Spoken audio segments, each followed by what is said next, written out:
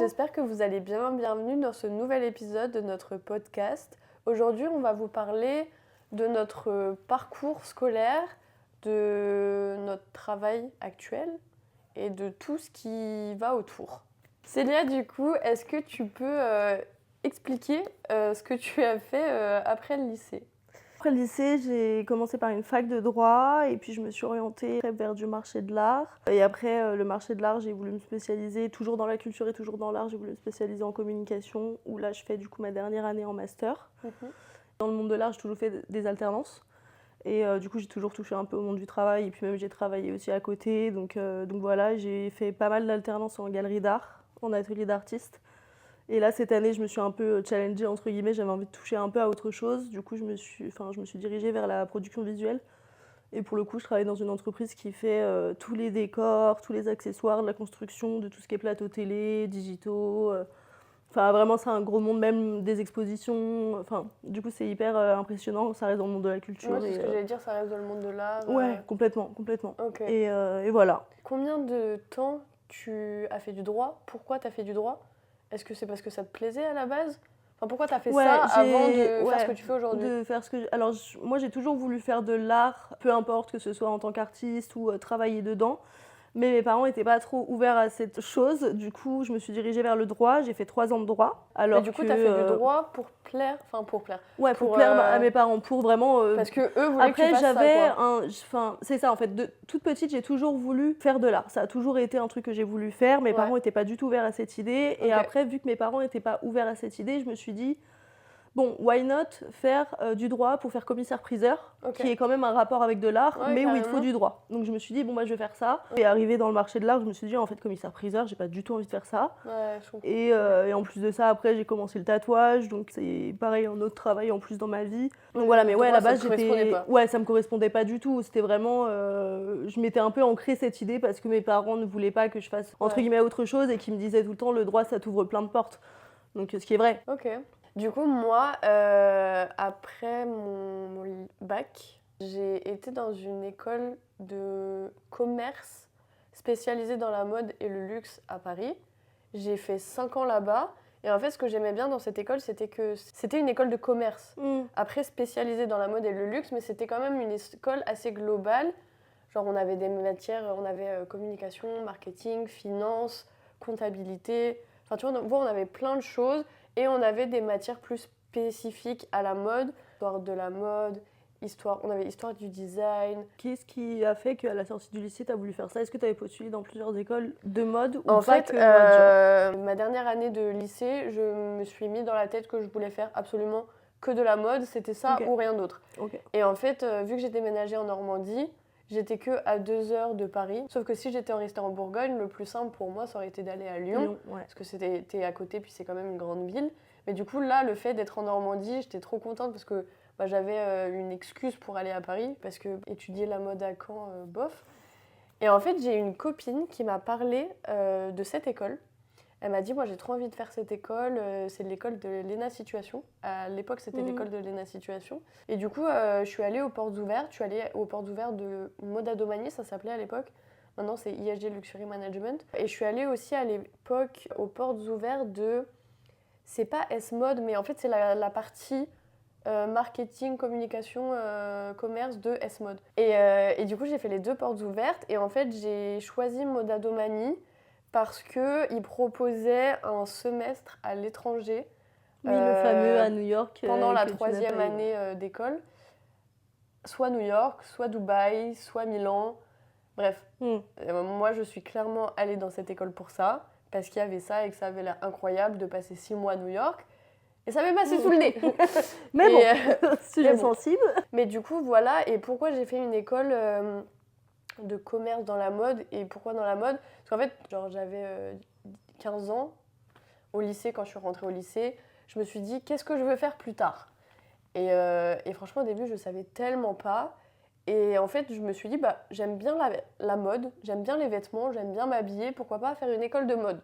Le raccourci a été fait très vite, pourquoi pas ? Et en fait, je ne me voyais pas faire autre chose. Il y a plein de personnes que j'ai rencontrées dans mon école qui, eux, étaient passionnés de mode depuis leur plus jeune âge. Ils étaient vraiment passionnés de mode, ils adoraient la mode, ils connaissaient tous les créateurs, tous les regardaient tous les défilés, etc. Moi, que nenni. D'accord. Moi, j'étais en mode, j'aime bien m'habiller, pourquoi pas la mode. Et en fait, je voulais pas faire côté création dans la mode, parce que trop nulle à ça. Et en vrai, j'ai jamais été vraiment une personne très créative. Genre, je le suis plus en grandissant, parce que je me force, mais de nature, je le suis pas forcément. Ouais. Et du coup, je me voyais pas aller dans une école de créa, tu vois, genre design. Moi, c'est un truc que j'aurais bien aimé, je pense. Sur le papier, j'aurais adoré. Ouais. Mais dans les faits, j'étais en mode, en vrai, c'est tellement pas pour moi. Oui, t'as pas les capacités ou quoi que ce soit, ouais. Mais ça aurait été mon rêve, hein, genre de coudre, après, je sais pas si c'est le genre de etc. choses, tu vois. Enfin, tu vois, moi, je fais certains de mes vêtements, il y en a certains que j'ai fait. Ouais. Je kiffe faire ça, tu vois, mais après, de là, en faire un métier... Ouais. Je sais pas, parce que tu vois, je fais ça parce que j'ai ma passion de le faire, parce que c'est les vêtements que j'ai envie de faire, etc. Ouais. Mais quand t'es vraiment créateur, en tout cas quand tu travailles dans une boîte, etc., bah, tu fais pas forcément les vêtements, tu vois, que t'as envie de faire. Ouais, non, ça c'est clair, ça c'est clair. Je pense de là en faire un métier aussi, c'est compliqué. À la base, je voulais être maîtresse. Enfin, je me suis dit pourquoi pas. J'adore les enfants de tout mon cœur et j'aurais adoré à la base, c'est ce que je voulais faire, genre travailler avec eux. Et en fait, j'ai fait un stage quand j'étais en... Comment ça s'appelle ? 3e ? Exactement.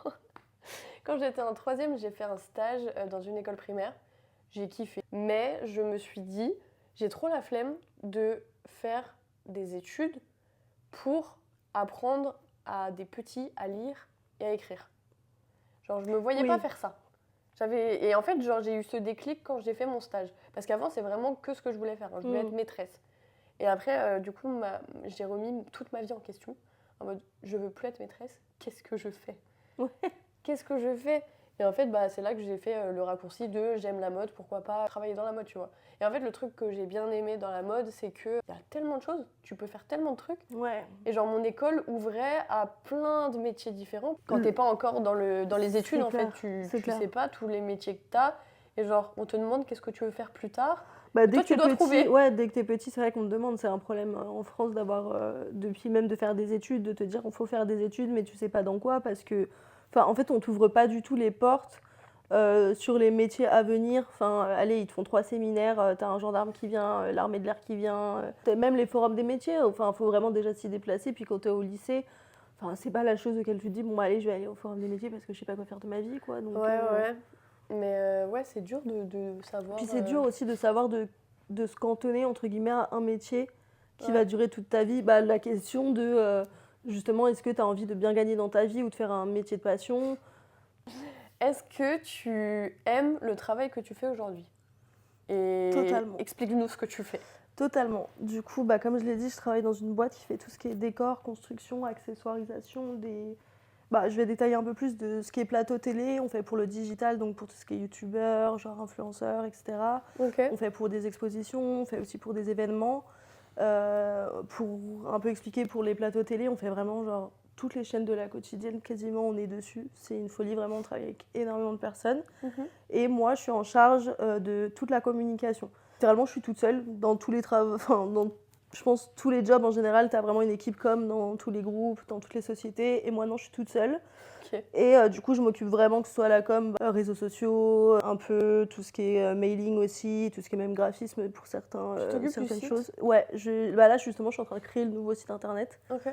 Donc vraiment, je gère vraiment toute la communication. Et par contre, j'adore ce que je fais parce que déjà, je suis toute seule, donc je suis archi libre sur ce que je fais. Ouais. J'ai vraiment une liberté de travail de fou. Trop bien. Et j'adore parce que je suis finalement, quand tu te dis que tu es dans un métier de la com, tu te dis souvent, tu es derrière un bureau toute la journée. Moi, pas du tout. Mais alors, pas du tout. Tous les jours, quasiment, je bouge parce que je dois aller sur tous les tournages. Et l'air de rien, t'as des tournages tout le temps. Mais c'est où ? C'est dans des studios ? C'est dans des studios, donc vers la Plaine Saint-Denis. Après, il y en a pas mal à Paris. Et après, des fois, tu loues des appartements. Même pour le PSG, tu vois, on a fait des choses. Donc vraiment, c'est hyper libre. Et du coup, moi, je me balade vraiment partout parce que pour la communication, j'ai envie de faire mes vidéos, avoir mes supports. Mais tu fais quoi ? Du coup, tu filmes les tournages un peu ? Ouais, je vais filmer toute l'installation, tout le long du tournage. Ouais. En fait, tous les accessoiristes, tous les décorateurs, ils sont toujours sur le tournage. Parce que t'as besoin de changer un petit truc, un petit détail, un petit machin, tu vois. Donc tu restes. Donc moi, je participe aussi à tous les tournages. Donc c'est hyper intéressant et pour le coup, ça me change aussi des galeries d'art que j'ai pu faire avant, où j'adore être en galerie, j'adore le monde des galeries, j'adore le monde de l'art. C'est pas le même rythme du coup. C'est pas du tout le même rythme. Le monde de l'audiovisuel est, je trouve, beaucoup moins élitiste, beaucoup plus sympa aussi. Et puis c'est hyper dynamique en vrai. Enfin, moi je le vois en com, franchement, je me suis jamais autant amusée là dans cette alternance-là que dans mes autres alternances en galerie. Après, parce que ça, voilà. C'est trop bien d'avoir un travail où vraiment tu es content d'y aller, tu t'amuses. C'est trop bien. Et puis les personnes aussi te font confiance, tu vois, je sais que mon travail il est récompensé, genre, c'est archi plaisant. Et puis c'est vrai qu'avec Sylvester, on a l'ambition de déménager d'ici 2-3 ans, donc je me dis why not travailler avec eux aussi, parce que à l'heure actuelle, c'est compliqué même de trouver un travail, genre en sortie d'études, c'est hyper difficile. Dans n'importe quel domaine, moi je le vois avec mes potes, que ce soit en droit, en art, en com, peu importe, au moins au chômage au minimum 6 mois, tu vois. Si tu t'entends bien avec les gens avec qui tu travailles actuellement, franchement, reste là-bas et tu verras plus tard. En plus, si tu aimes ce que tu fais, c'est pas forcément ce que tu voulais faire, d'après ce que tu dis. Mais si tu aimes là où tu es, si tu t'entends bien avec les gens et que le travail est cool, en vrai, reste là-bas peu et après tu verras plus tard, tu vois. En vrai, t'as toute la vie pour faire ce que tu veux. Oui, clairement. Et puis d'autant plus que ça me plaît. C'est pas le monde de l'art à proprement parler, et quoique, parce qu'en vrai, là, typiquement, on a fait une exposition d'art.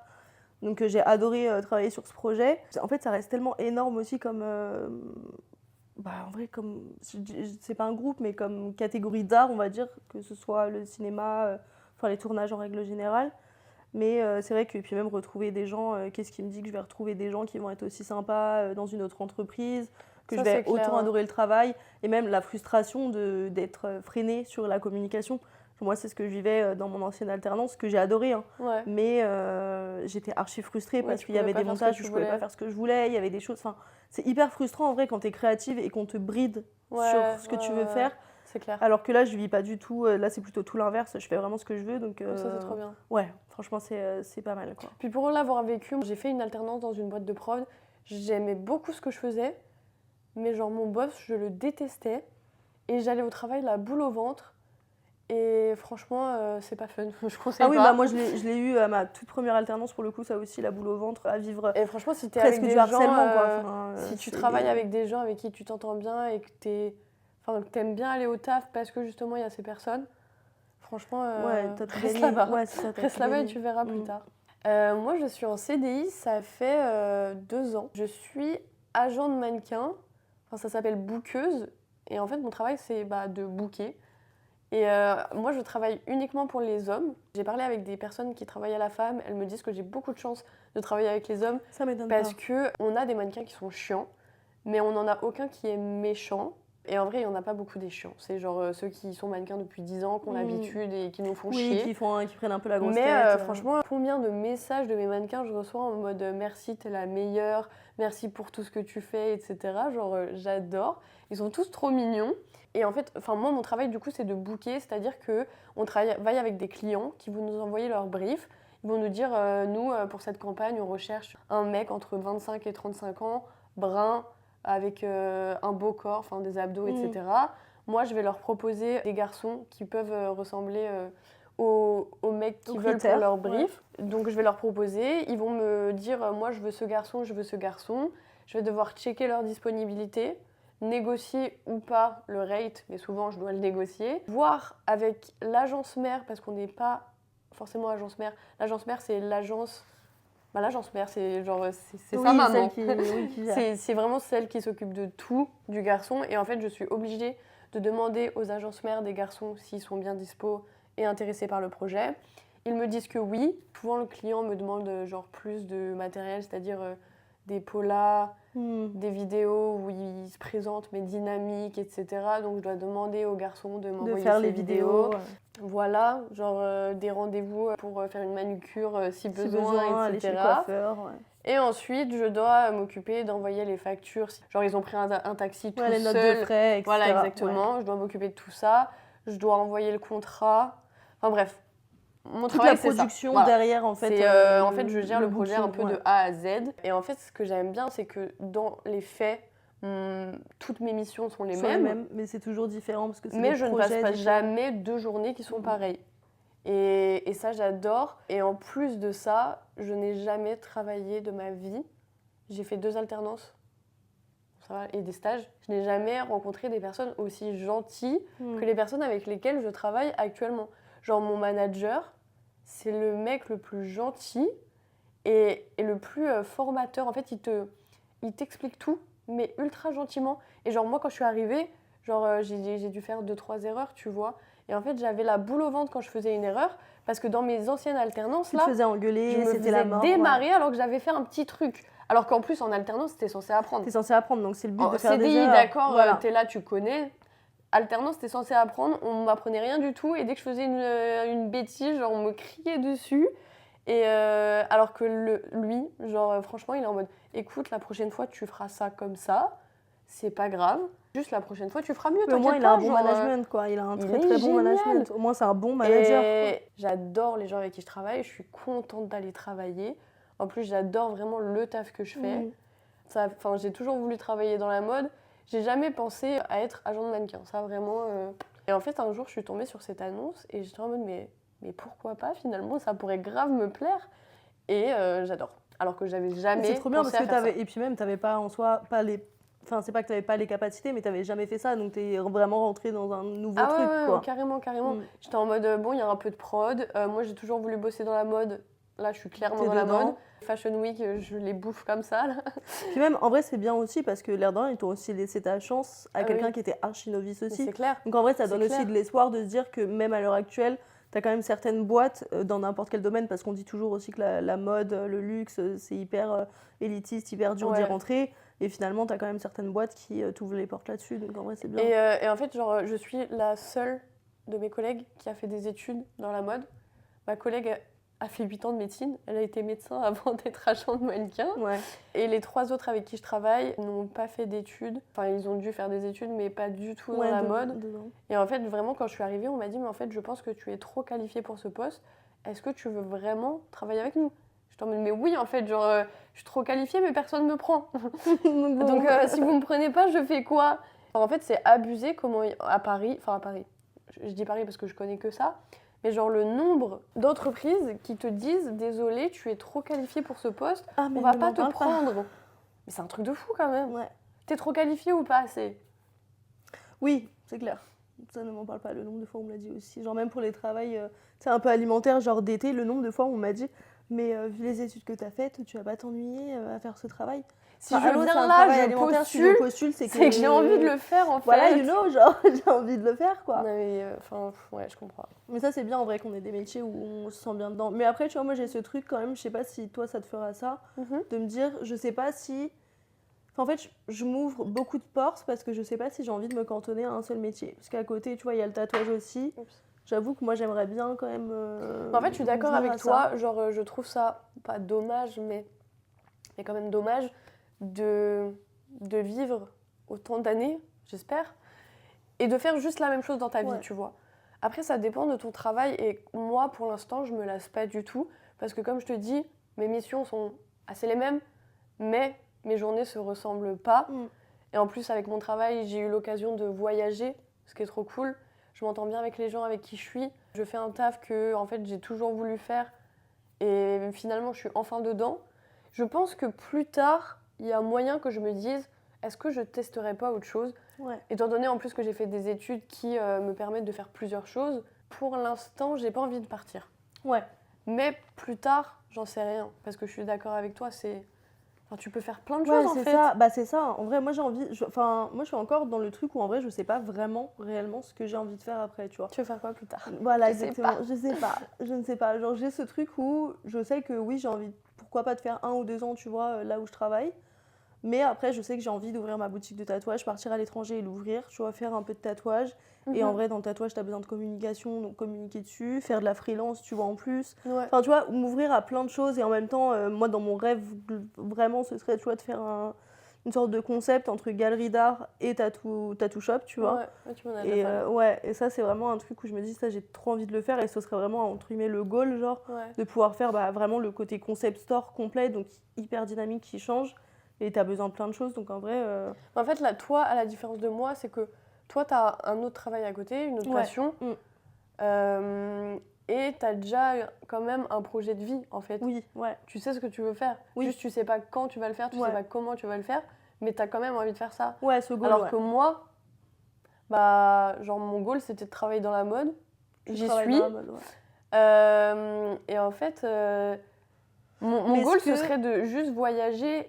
En fait, de faire, tu sais, genre un break et de voyager.